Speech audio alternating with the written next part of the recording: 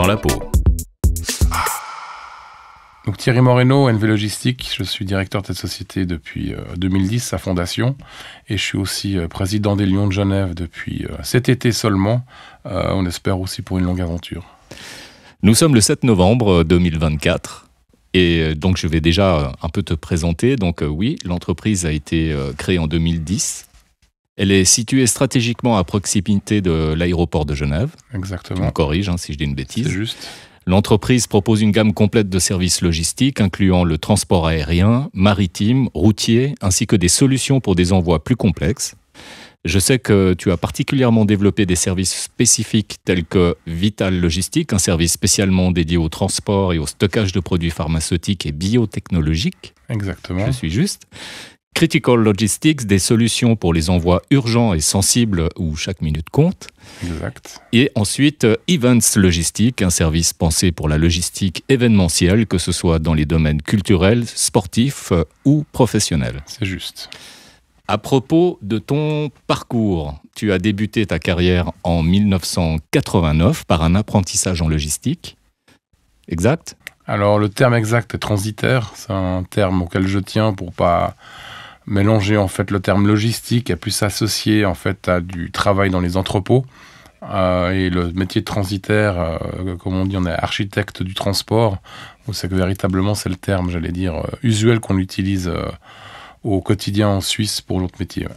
On va développer ça alors tout à l'heure. Après avoir travaillé chez BLG et Danzas, ce qui est aujourd'hui DHL. Exact. Ouais.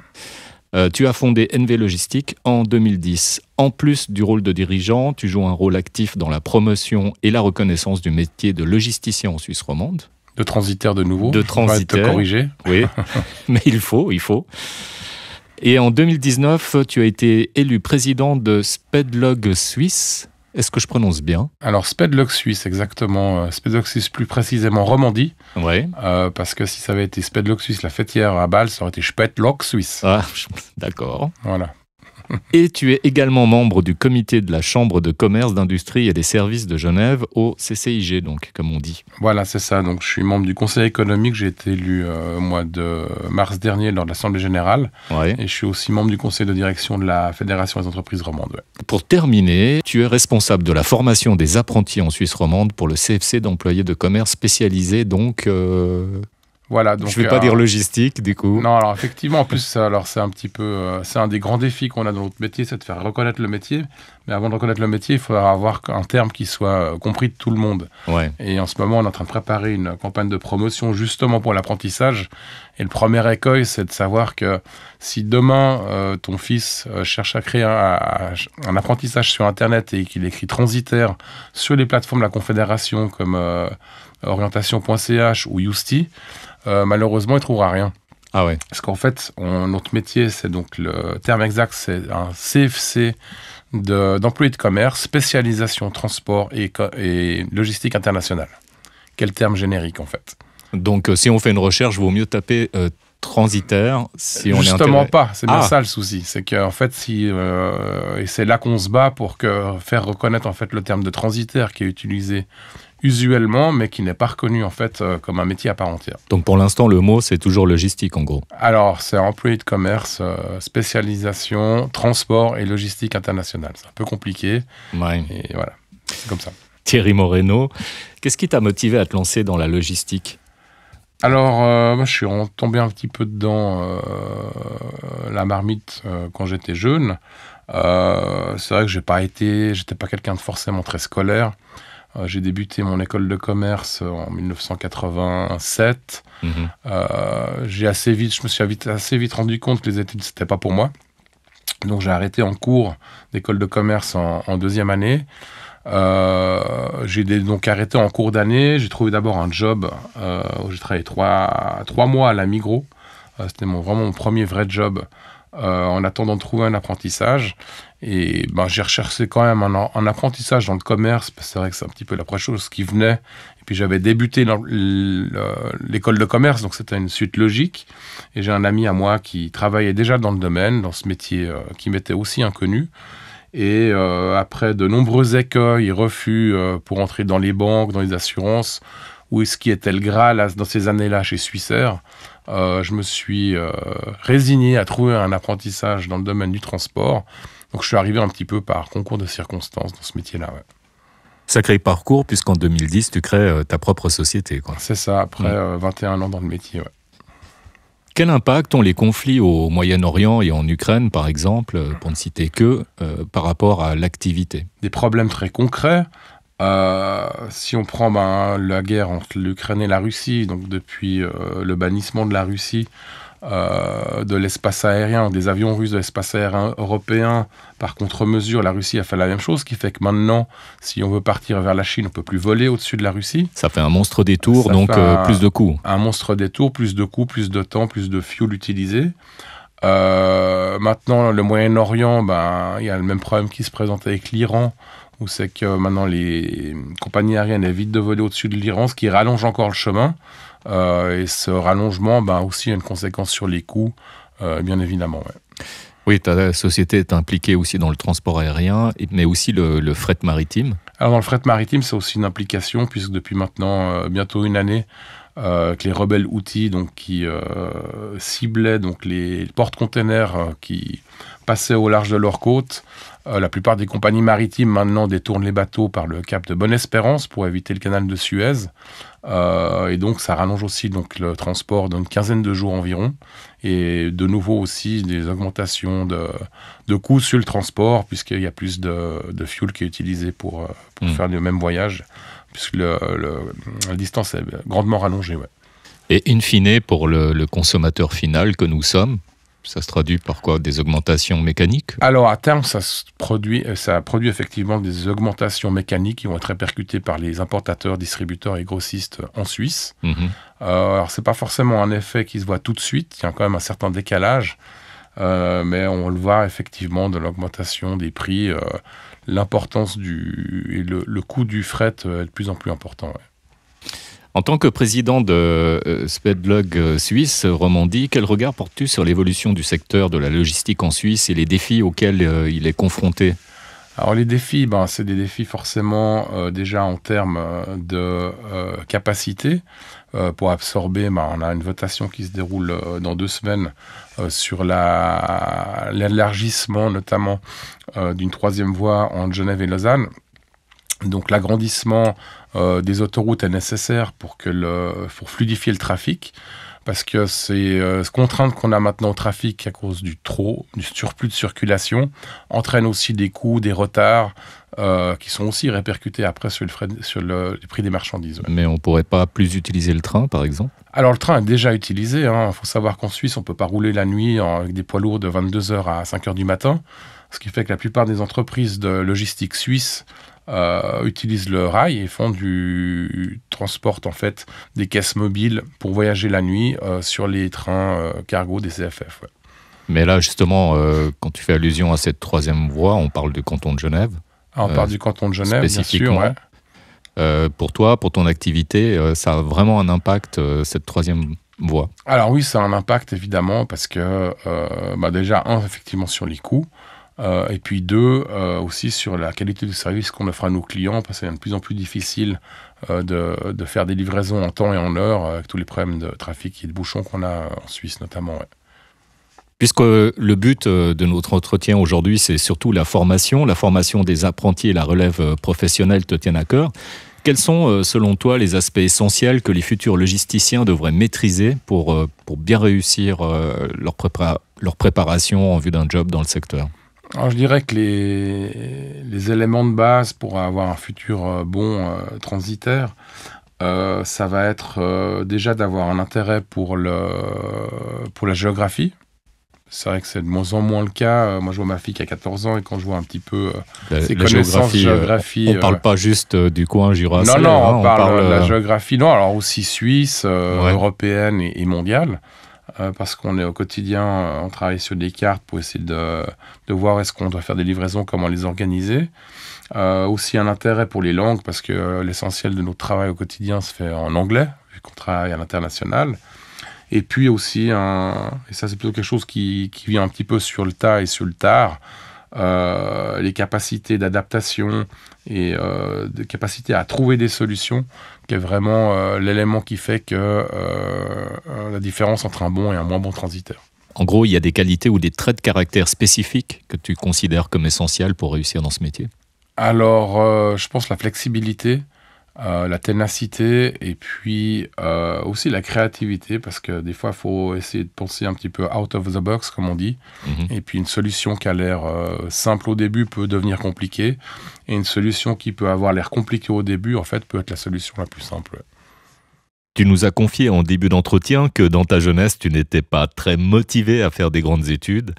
Au sujet des jeunes aujourd'hui qui cherchent encore leur voie, est-ce qu'il y a un certain niveau à atteindre? Pourrait-il envisager un apprentissage, par exemple, dès la sortie du cycle d'orientation? Ouais. Alors c'est vrai que ça c'est mon avis personnel. Je pense que sortir du cycle, faire un autre métier, c'est compliqué. Je pense que c'est important d'avoir quand même un certain vécu avant de démarrer un apprentissage dans notre métier.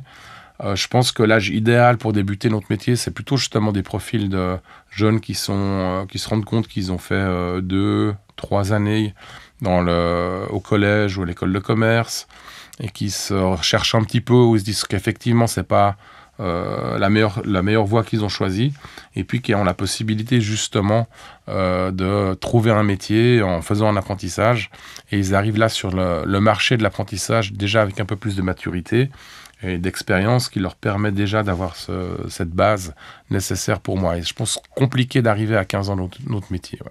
Ouais, il faudrait plutôt avoir 18 ans, un peu de bouteille, un peu d'expérience, un peu de vécu. Ça a l'air de rien, mais à cet âge-là, c'est énorme. Maîtriser l'anglais, ça semble un prérequis quand même. Alors l'anglais, avoir des bases, oui. Après, durant la période d'apprentissage, il y a des cours d'anglais qui sont donnés par voilà, par si les on écoles. travaille, on peut toujours y arriver. Voilà, et on apprend énormément finalement au quotidien sur le tard, en lisant des emails, en écrivant des emails. Je pense que vous avez un langage métier. On a un langage métier, effectivement, qui rend les choses plus faciles d'accès. C'est un peu toujours les termes, les mêmes qui reviennent effectivement en anglais. Ouais. Qu'est-ce qui est excitant dans ce métier? Qu'est-ce qui fait envie? Ce qui est excitant, ce que je trouve dans ce métier, c'est qu'on n'a pas de routine. C'est-à-dire que chaque type de marchandise transportée présente des contraintes particulières pour le transport. Donc un jour, on peut transporter justement, par exemple, des vaccins. Là, on est en train de travailler pour une fédération sportive où on transporte des échantillons pour le domaine du dopage. C'est qu'on va transporter en fait des urines qui ont été prélevées lors d'un événement sportif vers le laboratoire mondial antidopage. Et demain, on va pouvoir livrer, comme je l'ai déjà fait par exemple, des œufs d'alligator venant d'Afrique pour des études qui se déroulent ici à l'université par exemple. Donc, est-ce que c'est pas un travail un peu bureaucratique? Alors c'est très bureaucratique, mais c'est très varié. Donc on travaille vraiment avec plein de pays différents, plein de cultures différentes, plein de marchandises différentes. Et moi je trouve ça qui est vraiment intéressant, c'est qu'en fait on n'a jamais un jour qui ressemble à l'autre. Et que même si ça fait maintenant 35 ans que je suis dans ce métier, depuis 1989, chaque jour je peux me coucher en me disant j'ai appris quelque chose de nouveau. Par rapport aux réglementations douanières, par rapport aux réglementations transport. C'est vraiment un monde qui bouge sans arrêt et c'est ça qui en fait l'intérêt. Dans votre entreprise NV Logistics, est-ce que vous avez des juristes? Est-ce que vous avez d'autres métiers? Alors on a d'autres métiers, on a les métiers de logisticien justement qui sont donc l'apprentissage de logisticien qui se déroule donc dans un entrepôt. Donc le logisticien apprend à stocker des marchandises, tenir des inventaires, préparer des commandes, préparer des livraisons, trier des marchandises, faire des contrôles qualité. Ça, c'est le métier de logisticien en entrepôt. Et puis après, on a aussi des profils de gens qui travaillent au bureau, comme par exemple, nous, on a un médiamaticien. Donc, c'est un nouveau métier qui a été promu il y a quelques années en Suisse. Tiens, donnez-nous la définition du médiamaticien. Un médiamaticien, c'est vraiment... c'est un peu un mouton à 5 pattes. Parce que c'est un jeune qui doit être capable et qui va devoir donc exceller dans 5 domaines différents. Donc ces 5 domaines sont déjà l'administration, au sens strict du terme. Ensuite, ça va être le graphisme, ça va être le community management, ça va être être capable de gérer et de créer des sites web, et aussi de faire le support informatique de premier degré, comme par exemple configurer les imprimantes, configurer des ordinateurs, des postes de travail, etc., etc. Donc c'est un nouveau métier qui, je trouve, correspond bien à notre jeunesse parce que ça demande des capacités et des skills qui convient bien à une jeunesse qui est très multimédia et des fois un peu trop comment dire, trop connecté en fait. C'est ça que je voulais dire. Trop connecté. C'est-à-dire... J'espère pas dans le mauvais sens du terme, qui se laisse distraire par des notifications. Bah, c'est ça le problème en fait. C'est ça. Hein. C'est ça, c'est l'incapacité à se concentrer sur une tâche pour un long moment sans se laisser interrompre. Et c'est aussi un phénomène que je vis moi, hein. Je peux pas mettre la faute que les jeunes. Hein, ça depuis que j'ai créé la chaîne YouTube, je vois que je passe beaucoup plus de temps aussi sur YouTube. Ça devient vite chronophage et on se fait très vite détourner. Et on ne voit pas passer le temps, effectivement. Ouais. Mais on peut couper ces notifications. Comme je l'ai fait là, d'ailleurs, pour ne pas être interrompu dans l'interview, mais c'est des moments qui sont assez rares puis qui finalement sont assez précieux. Ouais, mais pour quelqu'un, par exemple, qui est médiaméticien chez vous, il est là pour travailler. Donc, le premier geste, couper les notifications... et rester concentré sur le job. Alors ça pourrait être valable pour chaque employé. Hein. Oui. Chaque employé a son téléphone à sa place. J'ai l'impression que ça devient une plaie, hein, parce que je discute avec pas mal de chefs d'entreprise, comme tu sais, et souvent j'entends parler de ces problèmes de téléphone portable qui sont tout le temps là, tout le temps présents. C'est ça. Même dans des boulots très manuels, en carrosserie, en peinture. Alors dans certains métiers, en plus, cette interruption, elle peut provoquer aussi des accidents. Par perte de concentration, si on travaille sur des grosses machines et qu'on fait un mauvais geste, on peut se blesser. Mais est-ce qu'on ne peut pas tout simplement interdire le portable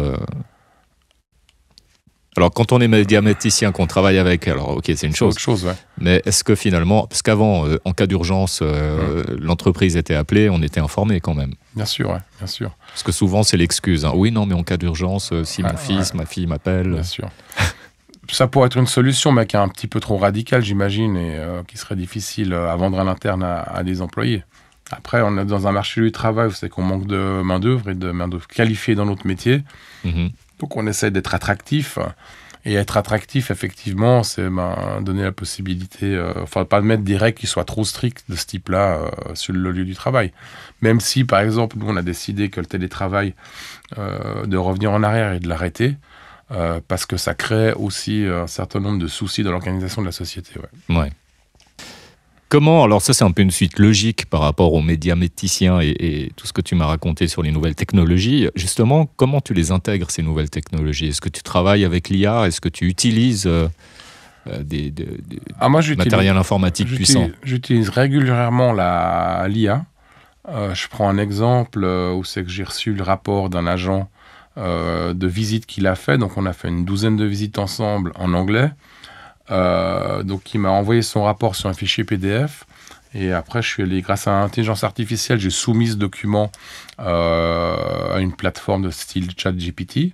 Je lui ai demandé simplement par quelques prompts de lui demander, 1, de traduire en français le rapport, 2, de prendre chaque rapport séparé pour en faire un fichier PDF séparé, et ça s'est fait en un clin d'œil. Et là, j'ai économisé sur... si je l'avais fait moi-même, j'aurais probablement pris en tout cas 1 heure à 1h30 pour le faire, je pense. Je pense qu'on a terminé un peu la partie formation. Juste pour conclure, les jeunes qui sont intéressés par ce domaine, où doivent-ils chercher des informations? Alors, la plateforme numéro 1, c'est l'Office de la formation professionnelle à Genève, l'OFPC, où vous pouvez trouver un tas d'informations, où ils peuvent vous connecter aussi, donc connecter les jeunes avec des entreprises qui sont prêtes à les prendre en stage. Je pense que c'est bien de pouvoir faire d'abord un stage pour se rendre compte du métier, peut-être 2-3 jours, pour voir si c'est quelque chose qui peut avoir de l'intérêt pour eux. Elles ont le temps, les entreprises, de s'occuper sérieusement des stagiaires? Alors nous, on a quelques entreprises qui mettent leur temps à disposition à cet effet. Ouais. Tout à fait. Au niveau de votre métier, comment vous voyez son futur proche? Alors, le futur proche, tant que la téléportation ne sera pas inventée, on aura toujours besoin de déplacer des marchandises d'un point A à un point B.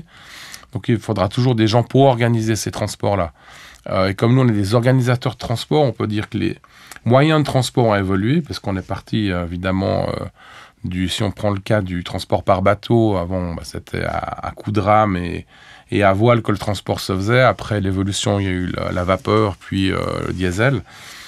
Donc les moyens évoluent, mais le métier de base reste toujours le même en fait. Mais en termes écologiques, par exemple, ces fameuses émissions, Oui. est-ce que ça s'améliore? Est-ce qu'on a des bonnes nouvelles à ce niveau-là, un bel horizon? Alors, les sociétés donc actives dans le transport aérien, maritime et routier sont soumises à des normes de plus en plus strictes qu'ils sont obligés de respecter. Maintenant, les camions roulent avec des normes qui sont, je crois, Euro 6 ou Euro 7. Les camions roulant avec des normes plus anciennes sont taxés plus sévèrement. Donc, il y a quand même des effets de taxation en fait, du CO2 qui font que ça pousse les sociétés à avancer, à faire évoluer leur parc matériel. Mais ce qui est valable à la route est valable aussi dans le transport maritime et aussi dans le transport aérien. Je pense que pour tout ce qui est transitaire logistique, on a fait un peu le tour, en tout cas au niveau de la formation et de son développement. Est-ce que tu as quelque chose à ajouter quand même là-dessus?